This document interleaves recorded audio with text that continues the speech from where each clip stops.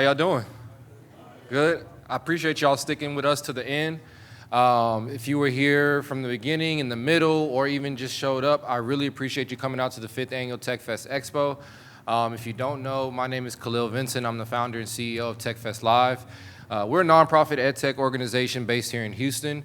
Our mission is to connect the youth of today to a better tomorrow through technology opportunity. And one of the ways we do that is through our annual Tech Fest Expo. Without going in too much of detail, I'll just kind of quickly talk about the history of Tech Fest Live. But before I do that, I want to make sure that I introduce the guy to my left, Mr. Charles Stein. Tell us about yourself, sir. Yeah, thank you, Khalil. I appreciate the invitation and the opportunity to speak today. I am a native of Houston, Texas. I was raised in 3rd Ward and graduated from this university 2 times. So go Cougs, any Cougs in the building. I currently work for AT&T in the External and Legislative Affairs Department, decoding that. I'm a lobbyist. Our top issue is broadband, and so I have the pleasure on working on behalf of the company to make sure that we close the digital divide. That's the difference between the people who could use the internet and people who have access to the internet. And in my free time, or in my volunteer time, I serve an organization called IEEE. This organization was founded in 1963, coincidentally on the same day that a major, I would say an anime show was launched in Japan. It's called Astro Boy. I don't know if anybody is into anime, but Astro Boy is legendary. So if you know Naruto, Pokemon, and all that, go back and do your history and learn a little bit about Astro Boy. But IEEE stands for the Institute of Electrical and Electronic Engineers. So 140 years old, and just to give you an idea of how the organization shows up in your life, every time you make a call on your cell phone, every time you access Wi-Fi anywhere, you are using a standard that IEEE created to make sure that that technology gets communications from one place to the other. And my current role in IEEE is I'm the Region 5 Coordinator for Industry Engagement. Region 5 is a 13-state region in the United States. Just to summarize, what does IEEE do? We're the largest technical professional organization for the benefit of humanity in the world. 400,000 members across 190 countries. In the world? In the world. Wow, okay. So a big part of this technology era that we're in is that this is not something that kind of just started. I feel like when people are talking about your concepts like AI, cybersecurity is big. When you're just thinking about all of technology, it's not something that it was 10 years ago. This stuff has been going on for years and years, and it's just starting to come to the forefront. And so now what we're trying to do, specifically here at Tech Fest Live, is we're trying to expose students to that world of technology. But how many of you all, know about coding and engineering? Oh, a few of y'all? So generally when we're talking about technology, that's the first things that you hear, like, oh, I'm in tech, you must be a coder, an engineer. That's kind of the stereotype, because as you've seen out there, there's so many different industries, there's so many different organizations that fall into the world of technology, and so we really want to be able to showcase that. But a big piece of that also is our cybersecurity, right? Because we have all of this technology going on, we have all these different industries, but we Cisco, Microsoft, cybersecurity is a big issue, whether it's at the large level or it's at the small level, whether Tech Fest Live needs cybersecurity help or whether the large companies need cybersecurity help. So it's very important that we can teach students and get them to understand, hence the panel, how to be responsible digital citizens, right?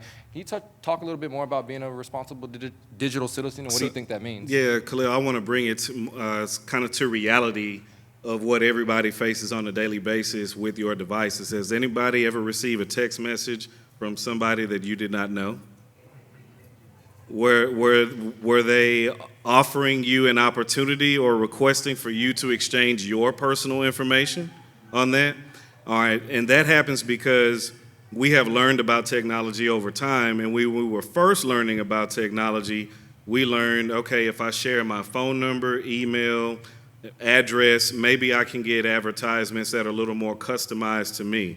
But in the hands of somebody that's not a good actor, maybe they're a bad actor, maybe they want to use your identity to have some benefit in their life, If your information gets into those hands, a lot can happen. A lot of companies have been hacked, which means a lot of our information is already available to someone we don't know who wants to do things that you wouldn't necessarily do. So how many people have heard of the Internet of Things? Have you heard that phrase before? IoT, the Internet of Things. So that means the smartwatch that you wear, the Alexa maybe in your home, the cell phone that you have, anything that you have a login to that is connected to you or that you use to communicate with others, that's part of the Internet of Things. When you use GPS on your car, that's part of the Internet of Things.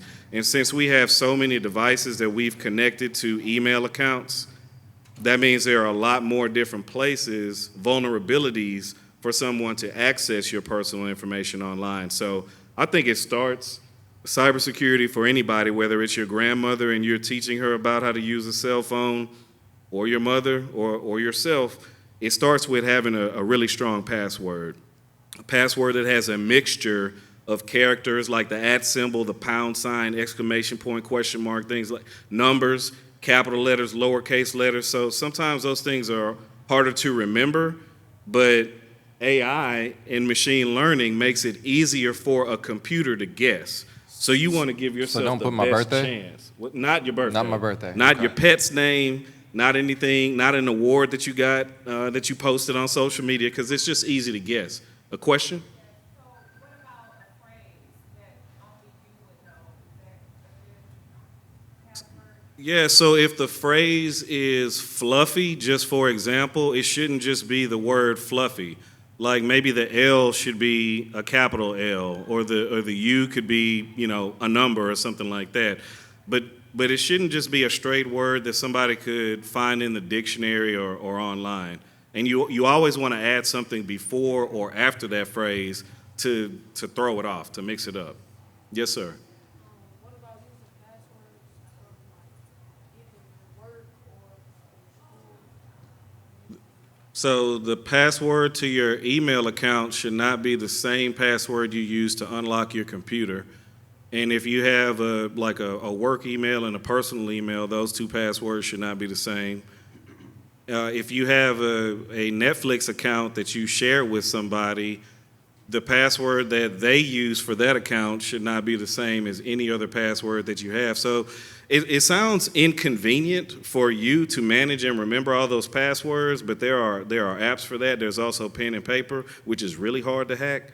And if you carry around a personal notebook or something like that, you could use that to kind of mix up the passwords. But I would say the first step in cybersecurity, it sounds really basic, but because of the digital divide, there are some people who are still going to use the computer for a first time when they receive a donation of a computer for a nonprofit. There's some folks who don't have the internet today that are going to get the internet when they find out about a low-cost option. So this type of information, I think, is relevant for everybody. Yeah. If you don't mind, I have a few questions because you talked about something about broadband, right? Right. And how we're trying to get everyone connected to the internet. Is that safe to say? Yes. So if you have these data points, roughly how many people right now are not connected?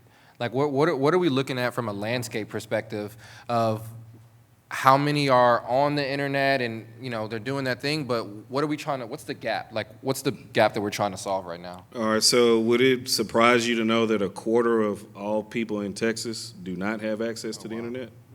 Wow. So even within densely populated urban areas like the city of Houston, just like there's a food desert or a banking desert, there's internet deserts too. And it's not just do you have the internet, it's do you have a speed enough of the internet to live the type of lifestyle that you want. So sometimes it's really inconvenient when you're trying to watch any sort of streaming service and it starts buffering. But imagine somebody who doesn't even have an internet connection good enough to send an email with an attachment. And that still exists today because the technology that these streaming services are being made for is fiber optic connections. The old school landline telephone that some people used to watch cable over, make your landline phone calls over and things like that, that's copper. That's a physical medium that is susceptible to weather elements. and it just wasn't built to make the fast connections that we need today. So the digital divide is real. It's the difference between being able to work from home and not, being able to do your homework and not. Some people have a physical disability. Shouldn't they have the skills enough to get economic mobility and work from home and contribute to the world? Until you close the digital divide, that's not a reality for them. Yes, sir.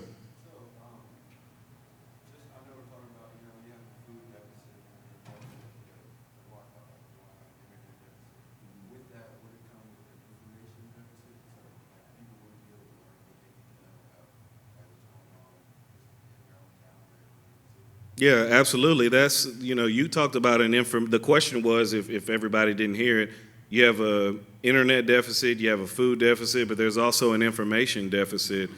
Part of cybersecurity, the subject was being a responsible digital citizen. And we're all responsible for information, but we just went through an election. There was some news that was accurate and some news that wasn't. But what if you don't have a newspaper and you only get your information online and you just got a cell phone and you're only going to listen to the mainstream news? If they tell you the wrong story, or if they have inaccurate information and that's the only information you have, could you possibly make the most informed decision when you're voting? You couldn't. So the information desert is a news desert at times, with a small rural town, only have one newspaper, things like that. So what we try to do with IEEE, I work for AT&T, but I volunteer for AT&T as well, but also for IEEE. We have something called Try Engineering. It's absolutely free for educators, parents, and students. And you can go to Try Engineering, exactly how it sounds, tryengineering.org. And you can learn about cybersecurity, environmental engineering. We even have a policy wing in Washington, D.C. that helps lawmakers write laws to increase the access of technology. So cybersecurity information is free on that website, tryengineering.org. And you can also get your parents and your educators involved to help you access more information. Yes, ma'am. Thank you for bringing the parents part. As a parent myself, I wanted to kind of find out what are some of the things in cybersecurity or cyber safety that we need to watch out for our kids, because that is on a daily basis. So I remember not wanting my parents to regulate what I was doing because I was exploring. And they regulate what I eat, what I wore, and everything else. So let me be free to do what I want to do. But I think I think those days are over with the digital age. Not saying that your family is not free to explore, but it's just not safe to have unlimited resources without standards and guidance. So I think the cybersecurity era in the digital age is almost a challenge for parents to develop a closer family relationship so that trust is stronger, so that the guidance is more willingly accepted when it comes to technology. So students are digital natives. They might know more about technology than you, but you're a life native and you've made mistakes that they don't have to make, and you have access to resources that they're a couple of years away from. And the better you can develop a relationship in the household, which is not just because I told you so, but because I care about you and here's some opportunities that I want to make sure that you have access to.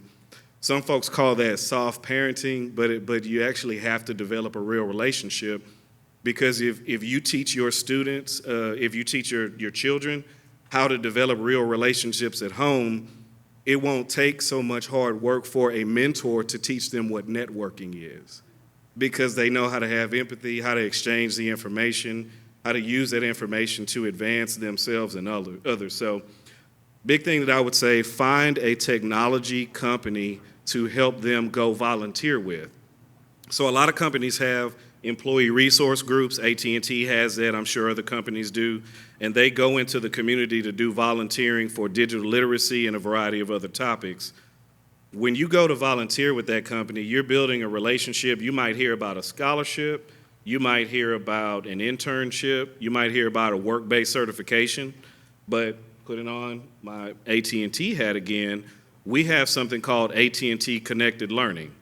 And that's free online too, and we developed that with the Public Library Association. If you go to AT&T Screen Ready, if you just type in the search bar AT&T Screen Ready, it's a guide that's created specifically for parents to learn how to study with your children and talk to your children about safely using technology. That's good. Yes, sir. One more question. Yeah, no, you're good. So in the spirit of the election, y'all mentioned that, right? From your professional knowledge, what is the limiting factor from people being able to vote online? 'Cause I know we got to go to the voting booth now, and then some people may be disabled, may not be able to do, people will have to work and things of that nature. Right. One would think that it would be a little bit more efficient to just cast your vote online, right? But Right. I'm sure that comes with its, I guess, safety stuff as well. So what do you feel like is the limiting factor for making that, especially 2024, 2028? Right. You know what I'm saying? Right. Why has that not been the thing so far? I think cybersecurity, the question was, why are we not there yet when it comes to being able to vote online? Is that accurate? So I think the limiting factor is technology, and it's the cybersecurity of the technologies that are available across the board, and it's the digital literacy of the general population. Digital literacy meaning when you have access to this tool, do you know how to protect yourself and the person on the other end of the transaction that you're about to make, even if it's not financial? There are folks in our family who will click on a link from a stranger today. That would threaten the integrity of any mass survey that had the implications of an election.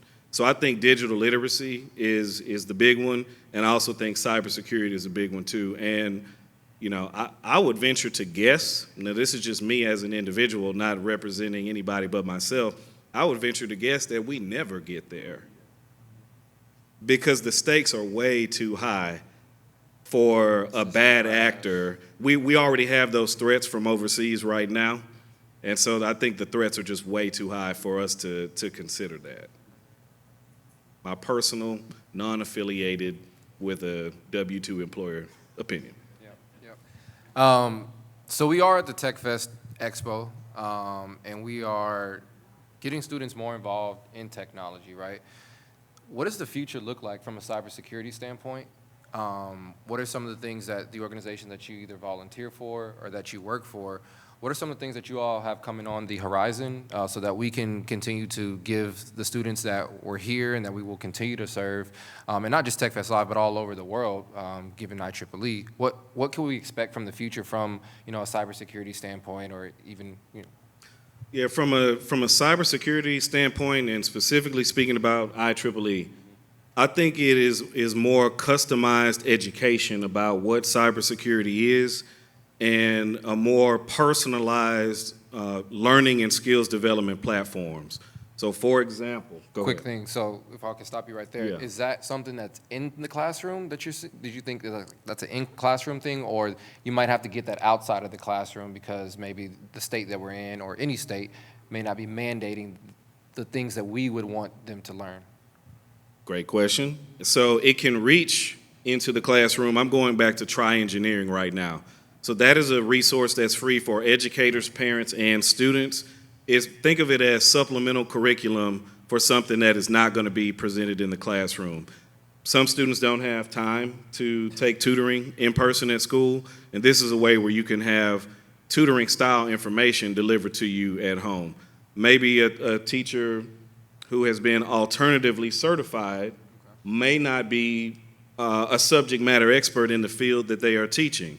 You could use Try Engineering resources to strengthen the credibility and the relevance of your information from a globally respected community.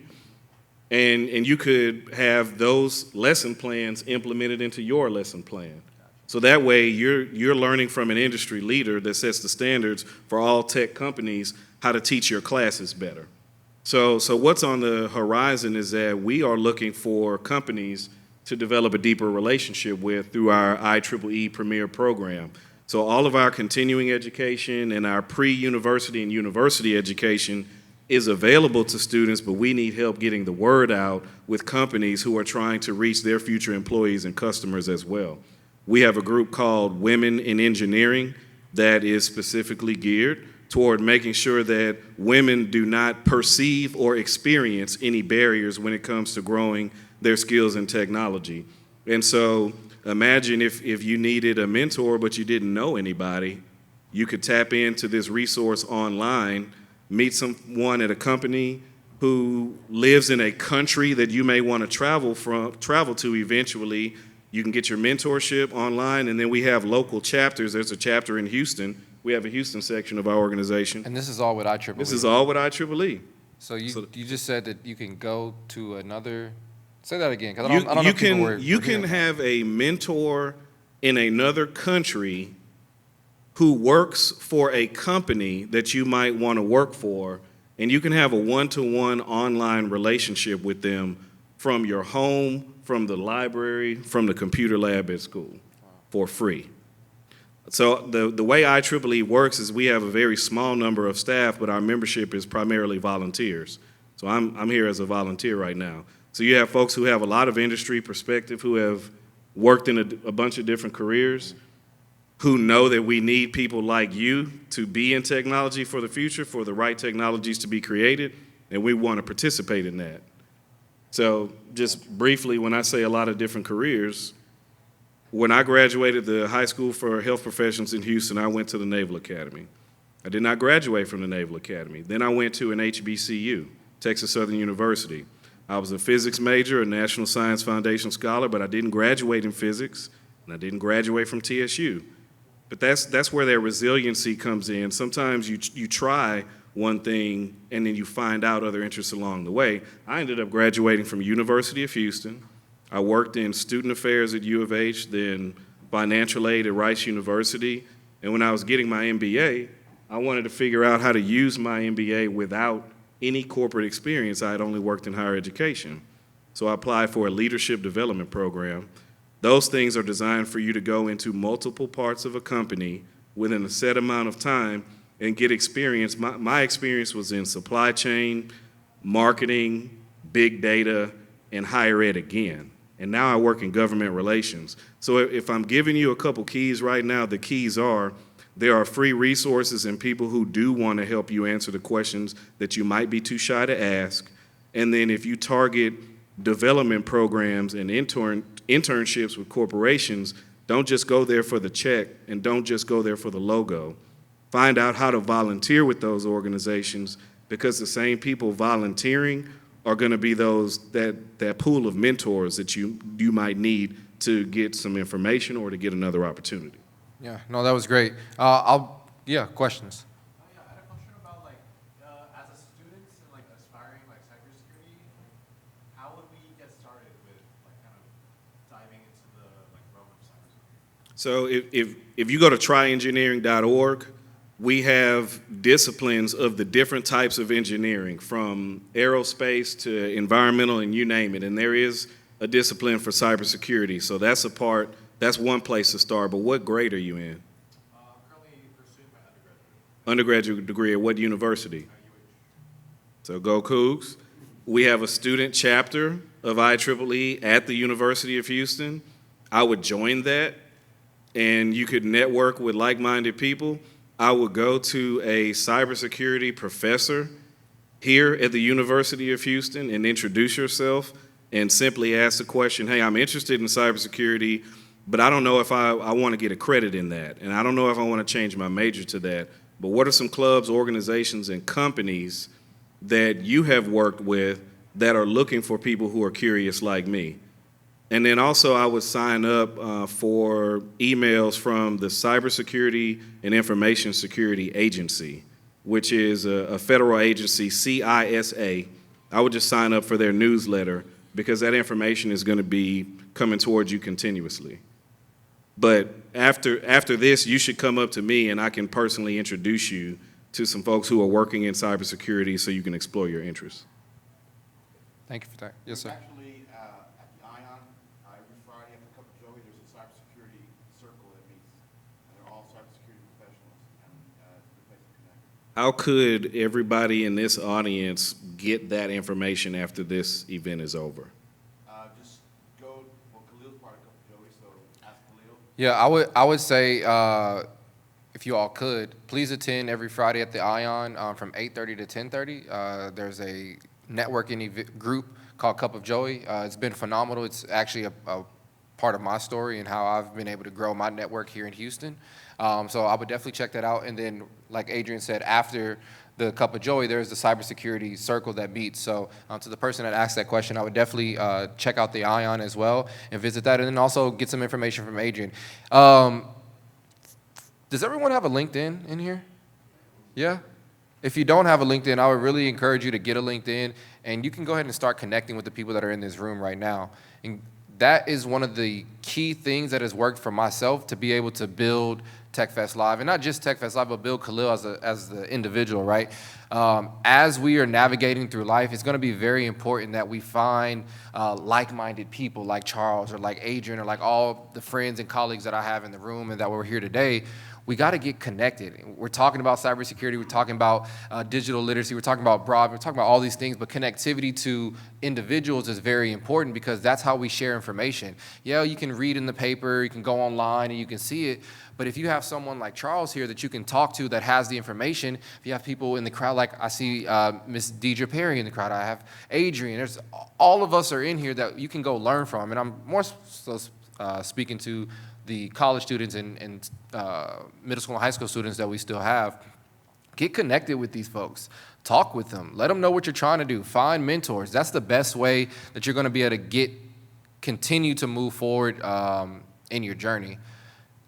Let me touch back on that. How can I get connected directly with cybersecurity? Because last year, IEEE had a student leadership conference on this campus at University of Houston, and there were as many employers or more at that conference doing their best to do panels like this, speak with students, and recruit. And so I would really encourage you to get curious about IEEE because remember, we're the largest technical professional organization for the benefit of humanity. To me, the last word of that is the most important part, humanity. Is today the first time that you've ever heard of IEEE before in your life? Have you heard of it before? Okay. So think about this, that there are people who are competing for jobs in the same spaces as you, who are pursuing the same networks as you. But what if you had a global network of people who are already professionals in the field of cybersecurity, who already worked at a variety of different companies, not the same, and you had that person helping you look for an opportunity, an internship, or whatever? You have a competitive advantage against your peers who are trying for the same thing as you. You're just looking in a different place. And it's not just a different place. It's a place that has a diversity of locations where your opportunity can be. 190 companies. To me, IEEE is a plug in that way. 190 countries, 400,000 members, and all sorts of societies and chapters that you could be in. So use something credible that you can develop relationships in, because that helps you get knowledge that the average person doesn't have. Yeah, nice. Yes, sir. Is IEEE currently interning, and if so, how would you go about getting an internship? So the question was, does IEEE have internships, and how would you access them? So I don't work on staff at IEEE, I'm a volunteer. IEEE is headquartered in Piscataway, New Jersey, so, out of state. But IEEE has connections to major companies that sponsor events like this. The reason I'm saying come into the community as a volunteer or a student member is because you can attract more interest in your academic and professional skill set in one place. And so if you engage with IEEE and you tell an IEEE member what company that you're interested in working in, we can go find somebody in that company and either create a space for you to have that direct engagement, or just let you know where that space is and help you get there. We do have opportunities for student members at the university level. We have congressional internships where you can go work with a lawmaker and advise them on technology policy. So we have academic hybrid opportunities like that. But if you're looking for a full-time job, the best thing is to develop a relationship with someone's there so they can tell you about opportunities that might not be publicly available. Oh, these are great questions. Anybody have any other questions? So last thing I just want to touch on is, so IEEE is a community sponsor of the 5th Annual Tech Fest Expo. What makes you all so excited to want to work with the students that we serve? And what do you see the benefit of things like Tech Fest Live, and not just our company, but other organizations are doing? What is, some things are easy to look at, but what are some of the things that you personally, I guess, and IEEE, however you want to take that question, but you can go for IEEE or yourself personally, what are some of the benefits of things like this, and how do you see it pushing us forward? Yeah, so IEEE really helped me glow up, basically, as a professional. So I was in the role that I was working, and I wanted to volunteer and give back, and I wanted to be a part of a technical community, but my skills weren't where they needed to be. And so by volunteering with IEEE, I was able to help them find potential students for a program called the Rutgers Mini MBA program. They created it together with IEEE. So that's for engineers who didn't necessarily want to dive headfirst into an MBA program, but they want to try it. And so I helped them get part of AT&T's tuition reimbursement program. And they told me, okay, you are performing like you're a volunteer, so why don't you join our organization? But you talked about the community that you serve. So there's just a shortage of engineers, period. Like, the folks who are engineers right now, they're highly paid, but they're phasing out. They're so highly paid that they might be approaching financial independence. And so now we need that next group of engineers to come in and drive technology further than it already is right now. And if we don't recruit from everywhere, then we will not have enough engineers for the U.S. to remain competitive, as competitive as we want to be in a global market. So it's kind of a mixture, all right? So now let me kind of come a little bit closer. I'm from Third Ward, and I found out about engineering very late in life. And I feel like I had all the mindset, the intellect to become an engineer, and I will become an engineer because now I want to, right? But I'm just thinking about, what if there are people from Third Ward, Fifth Ward, Cashmere, Sunnyside, Acres Home, you know, in whatever neighborhood you might represent. What if there's someone who does not know about engineering, and they have skills that could easily be applied to graphic design, you know, animation, film, or whatever, and all they needed was someone to tell them about a grant or a scholarship, and that would send them on their way. That's why I do it. Yeah, and they might know, but maybe their peers and others are kind of telling them, hey, that's not cool, man. Like, we don't do that. Technology, you know, sometimes I don't know if any of y'all have felt those pressures that, hey, technology is for nerds, or it's only for a certain amount of people.